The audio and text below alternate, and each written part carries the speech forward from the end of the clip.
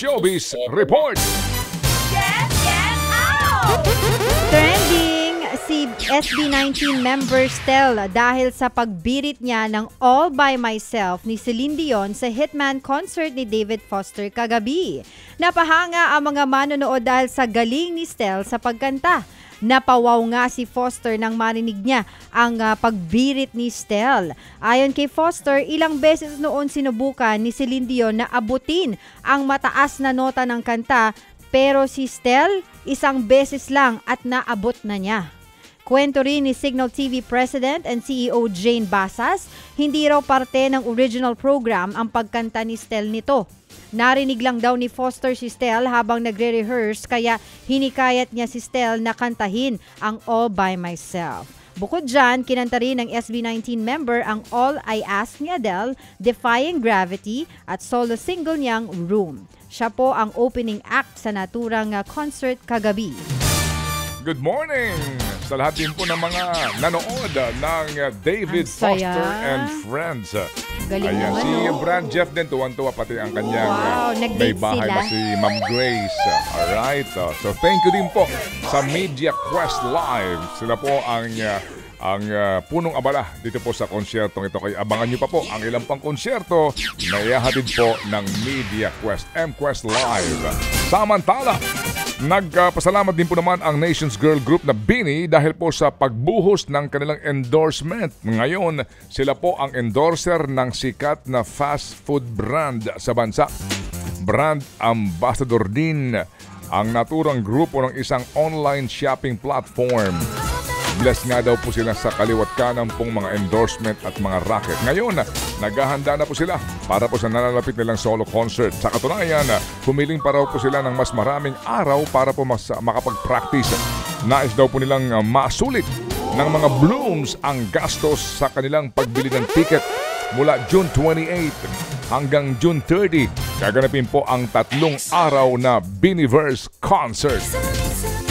Naghain na ng counter affidavit ang kampo ni OG Diaz kontra sa reklamong cyber libel ng aktres na si Bea Alonzo. Sa pahayag na inilabas ang kampo ni Diaz, sinabi nilang hindi malinaw sa complaint affidavit ni Alonzo ang mga sinasabing naihayag nilang defamatory statements laban sa aktres.